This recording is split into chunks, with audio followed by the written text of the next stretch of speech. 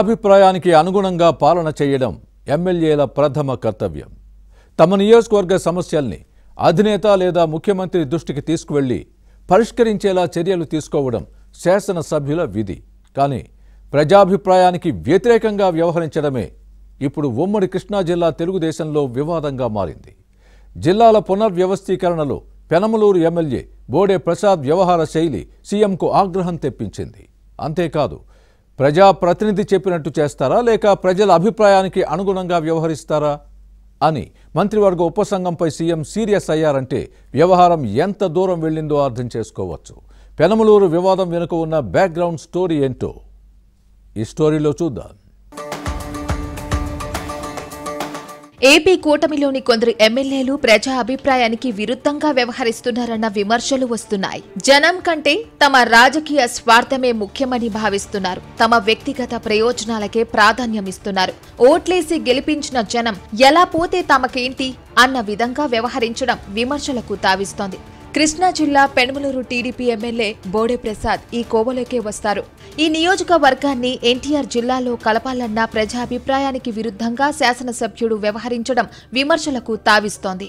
YCP ప్రభుత్వ హయాంలో జిల్లా పునర్విభజన అశాస్త్రీయంగా అస్తవ్యస్తంగా జరిగిందనే కామెంట్స్ వచ్చాయి. పరిపాలనా సౌలభ్యం ముసుగులో అప్పటి పాలకులు తమ రాజకీయ స్వార్థం కోసం ప్రజా అభిప్రాయానికి విలువ ఇవ్వలేదన్న వాదనలు ఉన్నాయి.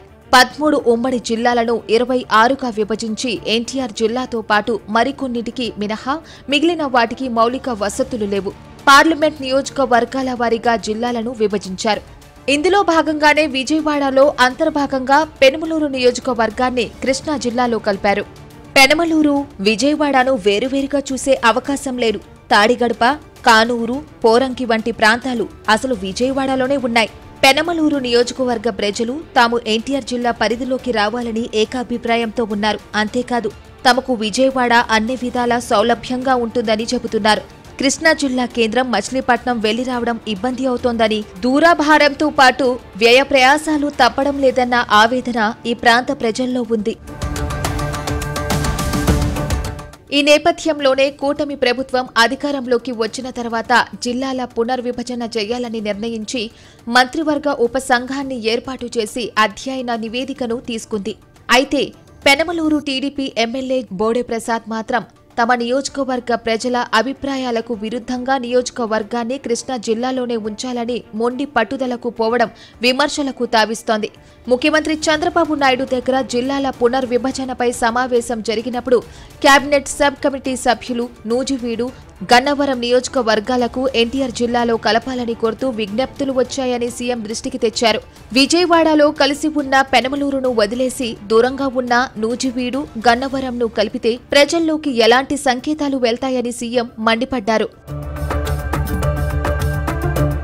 పెనమలూరు ఎమ్మెల్యే బోడే ప్రసాద్ ఎన్టీఆర్ జిల్లాలో కలిపేందుకు విముఖంగా ఉన్నారని కేబినెట్ సబ్ కమిటీ సభ్యులు చెప్పగా సీఎం ఆగ్రహం వ్యక్తం చేశారు. ఎమ్మెల్యే చెబితే చేస్తారా లేక ప్రజల అభిప్రాయాలకు అనుగుణంగా నిర్ణయాలు తీసుకుంటారా? పాలన సౌలభ్యం చూడరా అని నిలదీయడంతో మంత్రివర్గ ఉపసంఘం సభ్యులకు మతిపోయినంత పనైంది. సీఎం చంద్రబాబు నుంచి ఇలాంటి రియాక్షన్ వస్తుందని ఊహించి ఉండరు. చంద్రబాబు లాజిక్లు చాలా క్యాలిక్యులేటెడ్ గా ఉంటాయి.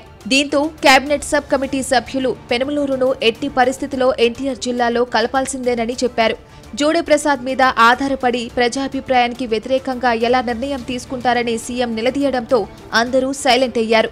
అయినా ఈ విషయం తనకు వదిలేయండి, కృష్ణా జిల్లా వ్యవహారం తాను చూస్తానని సీఎం చెప్పడంతో అందరూ ఆశ్చర్యపోయారు. అయితే బోడే ప్రసాద్ మాత్రం తనను ఎవరూ అడగలేదని ఇప్పుడు చెబుతున్నారు. ప్రజాభిప్రాయం ప్రకారం పెనమలూరును ఎన్టీఆర్ జిల్లాలో కలపాలని బోడే ప్రసాదే కేబినెట్ సబ్ కమిటీకి చెప్పాలి గాని ఎమ్మెల్యేకి బొట్టు పెట్టి ఎవరు పిలుస్తారని మంత్రివర్గ ఉపసంఘం సభ్యుడు వ్యాఖ్యానించారు. బోడే ప్రసాద్ మాత్రం కృష్ణా జిల్లాలో ఉంటే తనకు పోటీ ఉండదని భావిస్తున్నారు. అలాగే అధికారులు కూడా మాట వింటారనే అభిప్రాయంలో ఉన్నారని కొందరు చెబుతున్నారు. కానీ ప్రజలు మాత్రం ఎమ్మెల్యే అభిప్రాయాలను పూర్తిగా వ్యతిరేకిస్తున్నారు.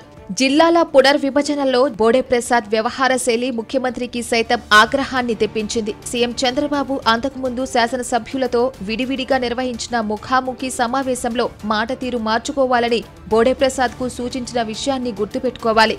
ప్రజలను సౌమ్యంగా పలకరించే పద్ధతిని అలవర్చుకోవాలని సీఎం పరోక్షంగా హెచ్చరించిన అంశాన్ని మర్చిపోకూడదు. కొందరు నేతలతో ఎందుకు దూరంగా ఉండాల్సి వచ్చిందని జోడే ప్రసాద్ను నిలదీయడంతో సమాధానం లేదని అప్పట్లో ప్రచారం జరిగింది. ఇక జిల్లాల పునర్విభజన వ్యవహారంలో జోడే ప్రసాద్ వ్యవహార శైలిపై సీఎం గుర్రుగా ఉన్నారు. ఇప్పటికే నియోజకవర్గ టీడీపీ నేతలతో పాటు రాజకీయాలతో సంబంధం లేని వారు పెనమలూరును ఎన్టీఆర్ జిల్లాలో కలపాలంటూ కేబినెట్ సబ్ కమిటీకి బోడే ప్రసాద్ కు తెలియకుండానే తెలుగుదేశం కేంద్ర కార్యాలయానికి వినతులు పంపారు. ప్రజాభిప్రాయాన్ని పరిగణలోకి తీసుకుని పెనమలూరును ఎన్టీఆర్ జిల్లాలో కలపాలని నిఘా వర్గాలు సీఎంకు నివేదించాయి. టీడీపీ పరిశీలకులు ఇదే అంశాన్ని సీఎం దృష్టికి తెచ్చారు. 4-5 మార్గాల ద్వారా సీఎం తెప్పించుకున్న నివేదికల్లో ఇదే అభిప్రాయం వ్యక్తమైంది. దీంతో మంత్రివర్గ ఉపసంఘం సమావేశంలో పెనమలూరు విషయాన్ని ప్రత్యేకంగా ప్రస్తావించడంతో పాటు బోడే ప్రసాద్ వ్యవహార శైలిపై తీవ్ర అసంతృప్తి వ్యక్తం చేశారు చంద్రబాబు. 2024 ఎన్నికల్లో చివరి నిమిషంలో పెనమలూరు సీటు దక్కించుకున్న బోడే ప్రసాద్ ఇప్పుడు వ్యవహరిస్తున్న తీరుపై హైకమాండ్ ఆగ్రహంగా ఉందని టీడీపీ వర్గాలు చెబుతున్నాయి.